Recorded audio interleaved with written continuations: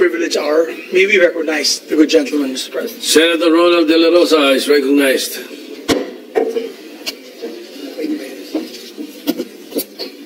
Thank you, Mr. President.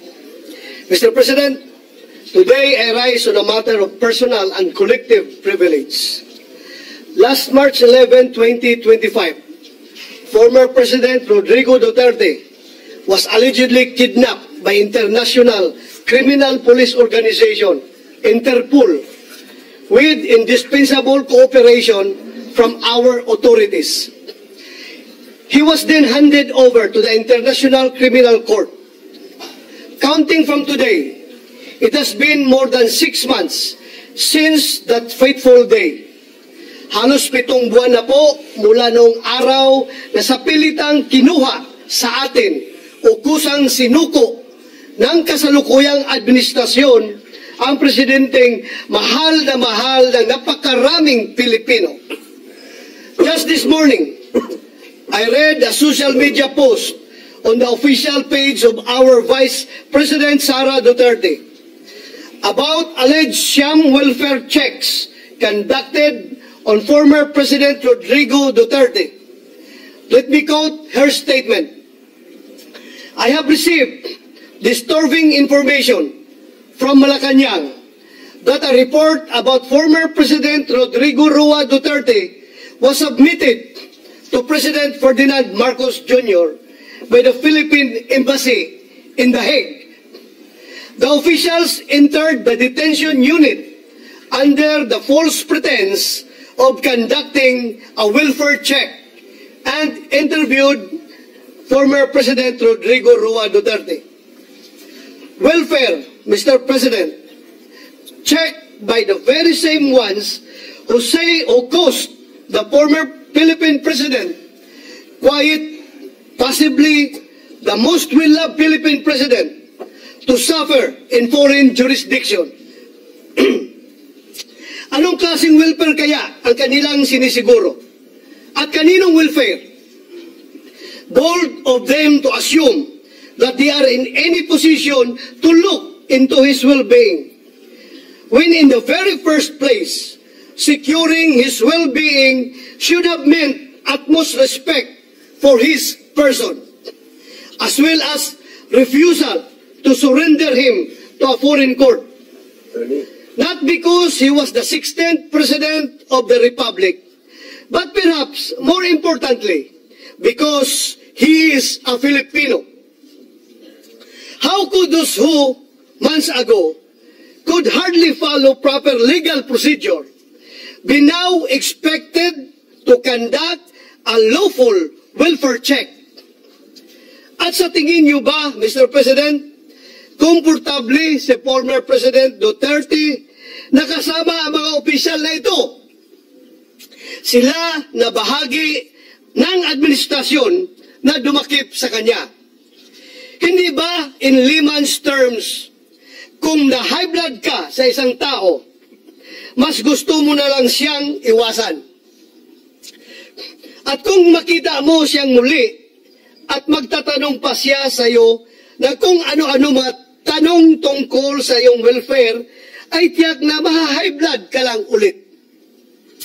Isn't it safe to assume that their presence merely reminded President Duterte of the grievous injustice he was made to face on that fateful day in March this year? Gugustuhin ba ng isang tao na tumanggap ng dalaw mula sa mga nilalang na maaaring maging sanhi ng pagkulo ng kanyang dugo? Welfare check ba ito o operasyon para mapaikli ang buhay ng dating Pangulo? Kaninong welfare ba ang gusto nila niyong mapabuti? Baka ang mainam ay bulahin niyo na lang ang inyong mga sarili. Huwag niyo nang sayangin ang buwis ng taong bayan sa inyong kasinungalingan. Huwag niyo nang idamay ang dating Pangulo sa pagpapalapad niyo ng papel. Sabi nga ng mga inspirational post sa social media, you cannot heal the same environment that hurt you. You cannot heal the company of those who merely stood and watched while you were harmed. Ang tingin ba ng administrasyon na ito ay hindi kayang alagaan ng kanyang pamilya si former President Duterte? More to the point, what was the interview for? Paano kaya nila pakikinabangan at gagamitin ang findings nila tungkol sa welfare niya? Para saan? Sa pilitan nyo na ngang ipinadampot sa mga dayuhan, pupuntahan nyo pa sa kulungan nang wala malang abiso sa pamilya. Isn't that adding insult to injury? Can't you, just for a while, cut the old man some slack? Mamahinga naman kayo mula sa pagdaragdag ng sama ng loob kay Tatay Digong. With all due respect to our Philippine Embassy in The Hague, I, along with so many of our fellow Filipinos, asked for answers. Mr. President, ever since this year began, I can no longer count the number of issues that have plagued our country and demanded always our utmost attention. Often our deepest outrage, I believe, I need not enumerate them anymore. And just last week, Mr. President, we began our 100-day countdown to Christmas. Therefore, I would not take it against the ordinary Filipino if they happen to forget what happened on March 11, 2025. But I haven't forgotten. If PRRD to some, Tatay Digong to so many of us, and Mayor Rudy for me, is a man whose destiny clearly, unequivocally preceded him. Para sa isang mayor na nagdadrive ng taxi upang ikutin ang kanyang syudad at siguraduhin maayos at payapa ito, lalo na sa gabi. A man who faced the city's problems head-on rather than shy away from them or let his officials take the blows. With a man like that, the presidency was therefore practically a done deal. No one else, I repeat, no one else in our lifetime had or will ever have the presidency cut out for him. None except Rodrigo Duterte. Dapat lang talaga na naging presidente siya. Imagine the preposterousness he must endure. This man is now imprisoned in a foreign country, having been surrendered to a foreign court by his own government. Those who hold him in custody, who cannot even correctly pronounce his name, are the same ones who now exercise jurisdiction and authority over him. Now being welfare checked by the officials of this administration who help ensure his imprisonment under those of a foreign tongue. Again, I say preposterous, Mr. President. Sabi ng mga eksperto, ang average life expectancy ng isang Filipino male sa taong 2024 ay 71. 71.79 years old. Mr. President, sa kasalukuyan, si President Duterte raw ay may deteriorating cognitive condition na, ayon sa kanyang legal team, hindi na raw po fit to stand trial at butot balat na lang daw at hirap ng tumayo. Kung pagkaisipin, kung nasa 72 years old ang life expectancy ng isang lalaki dito sa atin, ibig sabihin, si President Duterte ay nabigyan na ng Panginoon ng bonus. Almost 10 years He is now 82 years old. Siyempre, pinagpapasalamat natin yan. And yet,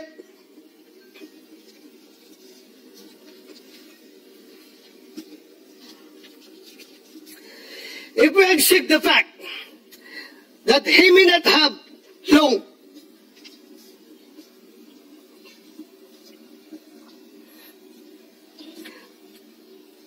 I hope with all my heart that he leaves this world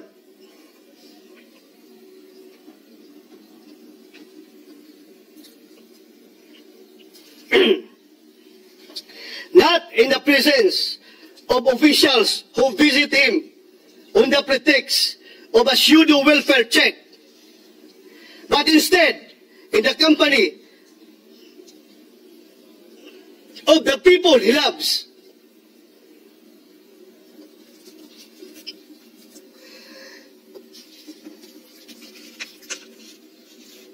And who truly care for him.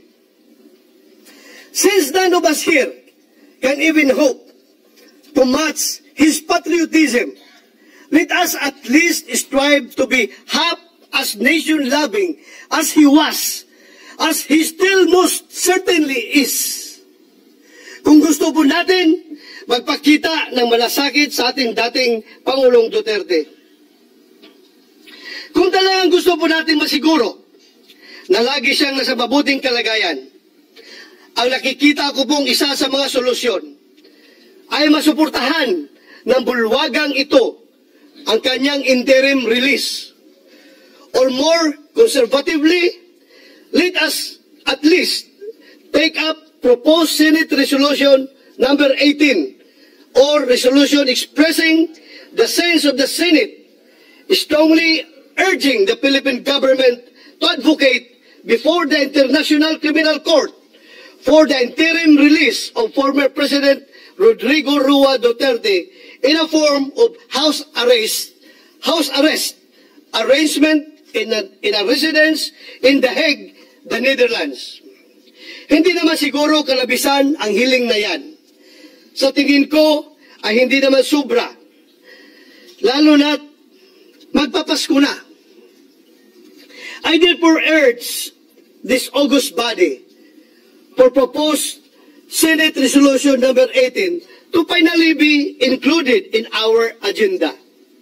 I am asking this not just as a senator, but as a Filipino. A Filipino who believes that one of the best, most patriotic among us who ever lived does not deserve to spend his remaining years in a foreign prison that does not even speak his language, much less feel like home. In the end, perhaps, this is the least that we can do in the name of all that he has done for this nation. Maraming salamat, Mr. President. People power. September 7 po, 1993, nailipad ang katawan ni Ferdinand Marcos Sr. mula sa Hawaii papuntang Pilipinas. November 18 po, 2016, sa isang pribadong seremonya, inilabas ang labi ni Ferdinand Marcos Sr. mula sa Ilocos Norte, dinala sa libingan ng mga bayani sa Taguig, Metro Manila, at doon po siya inilibing. Kapag binilang po ang mga taon, magmula po noong 1986, papuntang 1993, kung saan po siya ibinalik sa Ilocos Norte, 7 taon po yon, 7 buwan. At noong naman siya po ay nailibing,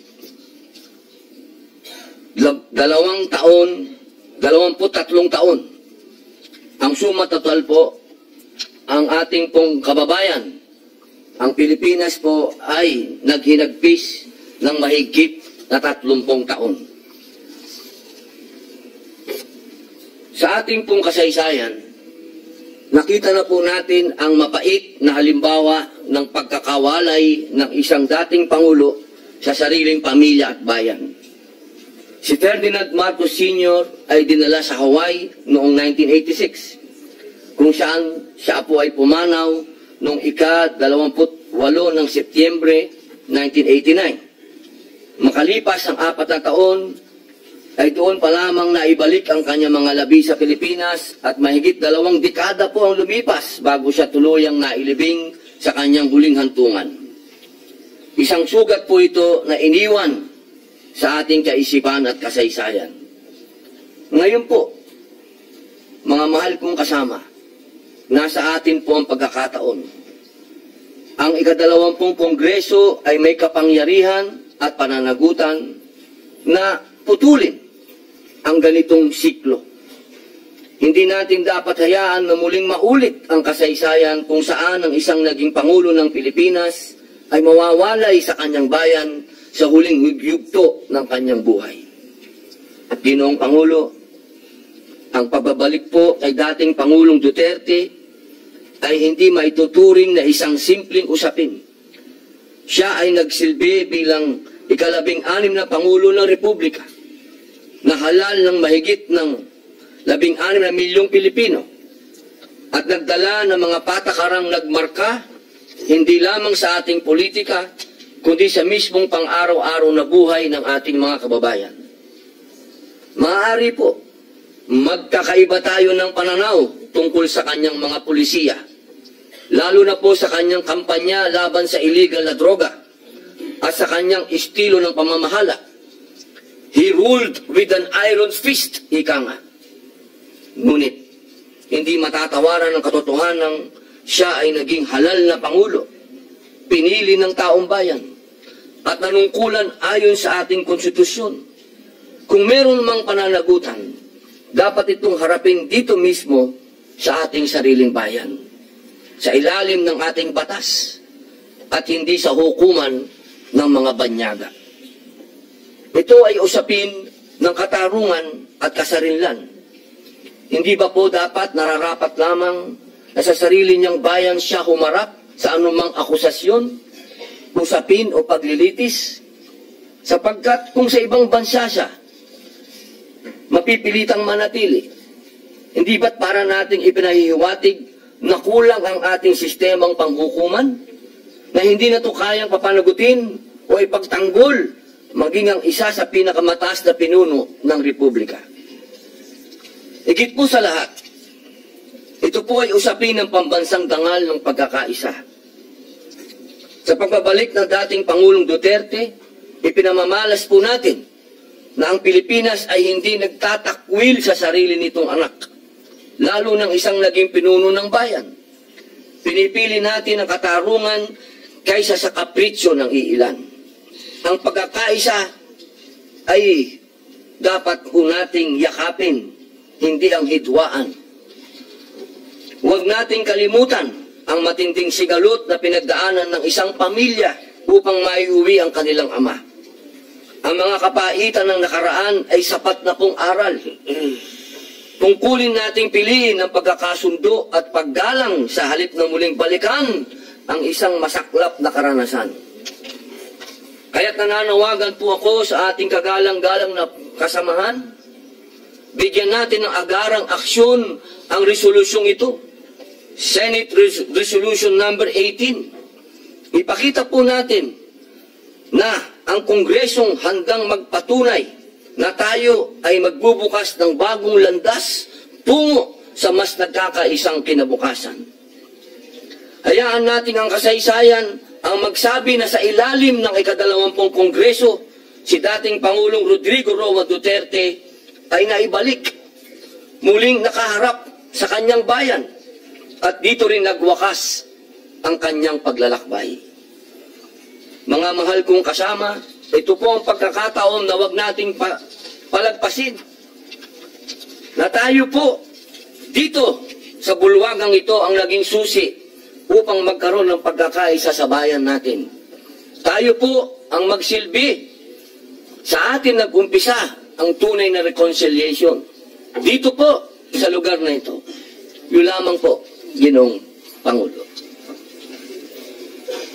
Majority Leader. Thank you, Mr. President. Mr. President, with the permission of Senator Bato de la Rosa, I believe Senator Marcoleta would like to ask a few questions. Senator Marcoleta is recognized. Maraming salamat po, Ginoong Pangulo. Mga ilang katanungan lamang po kung papayagan po ng ating butihing kasama, Senator Bato. Yes po, Mr. President.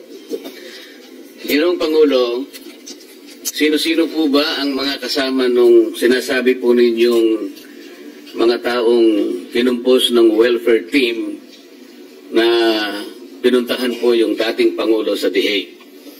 Sa ngayon, Mr. President, wala pa tayong hawak na pangalan individually, pero ang informasyon ay sila daw ay mga opisyalis from the Philippine Embassy ng The Hague, Netherlands.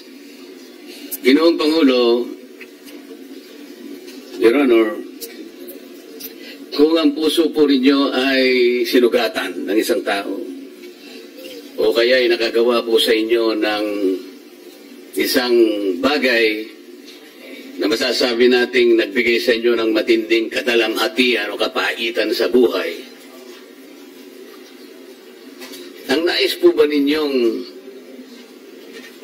kukumusta sa inyong kalagayan, sa pagkakasadlak ninyo sa kalagayan na yan, ay yung taong mismong gumawa nito sa inyong buhay? Hindi po, Ginoong Pangulo, dahil alam natin na sila ang source ng iyong kahirapan. They are the reasons why you are there in The Hague. And mukhang hindi ko matanggap na ako ay bibisitahin ng mga tao na yun, na sila ang naglagay sa akin sa ganitong sitwasyon. Ikakasusuklam ko po.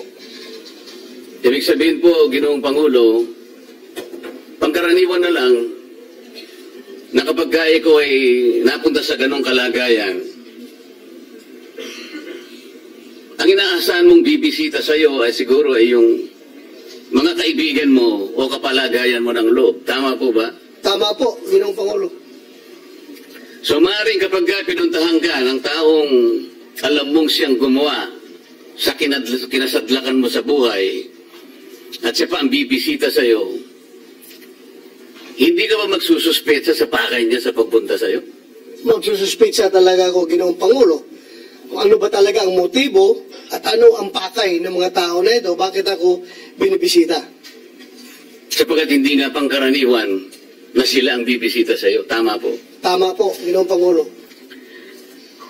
Alam po ninyo, Ginoong Pangulo, ang representasyong ito ay nagpunta rin sa The Hague noong Mayo 31 hanggang Hunyo 1. Ang layunin ko po ay dalawang bagay lang.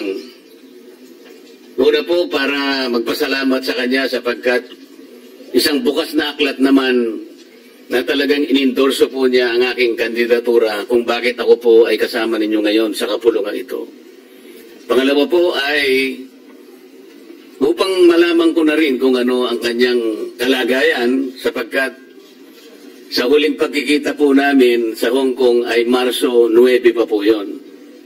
Natama po yung sinasabi ni kasamang Senador Robin o kasamang Senator Bong. Nakita ko po doon habang kami po ay kumakain, sari-saring kulay po ng gamot ang ibinibigay po ng nurse. Napakarami po, hindi ko po kayang bilangin. Kaya ang una ko pong sigurong malaman kung ano na po yung kalagayan ng kanyang kalusugan, yung po kaya ang dami ng gamot na nakita ko na iba-ibang kulay, ay doon pa rin kaya at naiinom pa kaya. So Ako po ay nagpatulong talaga sa ating embahada sa Netherlands. Kasi madalian po yung aking pagpunta ron, Ginoong Pangulo. 2 araw lamang po yun. Mahaba po ang lakbayin, ngunit yun po lamang ang 2 araw na kailangan ko pong makarating. Kaya siniguro ko po sana na sa kadahilanang yun ay makita ko lang kahit ilang oras lang. Sa kasamang palad, Ginoong Pangulo, ay hindi man lamang po ako tinawagan ng embahada. Nagpatulong po ako sa ating embahada kaibigan ko po yung ambassador natin sa Korea, South Korea. Ang sabi ko po, Ginoong Pangulo, pwede bang tulungan mo ako na kahit ilang minuto lang, makausap ko lang, maligaya na ako ron. Maipaabot ko lang ang aking pagpapasalamat. Alam po ba ninyo, Ginoong Pangulo, na ako po hindi nagkapalad?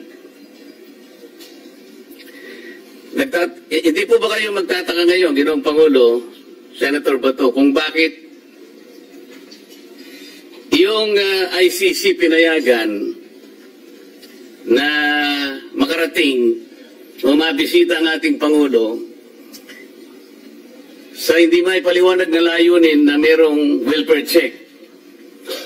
Kasi po nung ako, Ginoong Pangulo, masasabi ko na rin na mahigpit daw po, yan ang tanging ibinilin lang sa akin ng embahada, bagamat hindi ko po nakausap ng personal. Ang tinatanggap lamang daw po ay miyembro ng pamilya at miyembro ng legal team. Pero nagbakasakali rin po ako, Ginoong Pangulo, sapagkat nasa lugar naman po siguro ang pakiusap ko at bilang paggalang na lang sana nila, hindi na po sa akin siguro bilang ako, kung hindi yung institusyon na aking kinakatawan, sapagkat ako po ay nanalo na nga pong senador nung panahon na yon. Yun po ay hindi man lang nila isinaalang-alang. Sa palagay po ba ninyo, Ginoong Pangulo, ay dapat po bang biguin ako ng embahada samantalang ganun din naman ang pakay ko? Gusto ko ring makita rin ang kalagayan ng ating Pangulo, dating Pangulo. Sa kasalukuyan mong status, Ginoong Pangulo, bilang isang senador ng Republika ng Pilipinas, kung ako ang isa sa mga opisyalis doon sa embahada ng Pilipinas sa Dahig, ay gagawa ako ng lahat ng paraan para ikaw ay mabigyan ng pagkakataon na makabisita sa ating mahal na dating Pangulong Duterte. Salamat po sa inyong sagot. Ginoong Pangulo, hindi naman po lingid sa ating kaalaman na sa mga nakakaraang araw, mukhang kaya po na-postpone yung hearing sa The Hague ng dating Pangulo sa kadahilan ng may aligasyon po na parang ang ating dating Pangulo po ay nagsasuffer sa tinatawag nilang cognitive impairment o cognitive decline. Ibig ko sabihin parang hindi niya na maalala yung mga ibang bagay na nangyayari, nagkakaroon na po ng disconnect. Kaya po daw na-reset o naipagpaliban ang kanyang trial. Sa palagay po ba niyo, Ginoong Pangulo, ang pagpunta ng team na yon para mag-welfare check ay para tingnan kung talagang totoo yung ginamit na legal excuse ng abogado ng dating Pangulo? I can only speculate, Mr. President, but I don't really have the facts obtaining on the ground. Sa tingin ko lang talaga ay baka yan ang purpose bakit sila pumunta doon para i-confirm siguro kung talagang totoo ba na mayroong cognitive impairment ang ating Pangulo. Pero to tell you frankly, Mr. President, nung hindi pa siya hinuli at ibinyahe doon sa Dahig, naobserbahan ko na po. Kasi I was with the man way back 1986 when I graduated from PMA. When I was assigned in Davao, nakilala ko na po siya. At from then on, tuloy-tuloy na ang aming samahan. Nakita ko po itong the later part, itong mga araw o mga buwan bago siya ibinyahe sa Dahig, na meron na nga siyang problema sa nadulot sa kanyang edad, sa kanyang katandaan. Napapansin ko, if you can remember, nung siya ay ating nagiging resource person dito sa ating hearing, ang kanyang mga sagot minsan ay paulit-ulit na, pabalik-balik, at minsan yung mga lugar, mga dates, at mga insidente na nangyayari ay tila nakikalimutan na niya at mali-mali na yung binibigay niya ng mga sagot. Kaya nagdududa ako. Nagsimula na noon pa yung kanyang condition na gano'n, cognitive impairment, Ginoong Pangulo. Salamat po sa inyong tanong. Ginoong Pangulo, tama rin po ba na pagsuspetsahan ng representasyong ito na hindi naman talaga yung welfare ng dating Pangulo ang kanilang chinecheck? Ang aking pong suspetsa, Ginoong Pangulo, hindi po welfare check Parang reality check ang ginawa nila.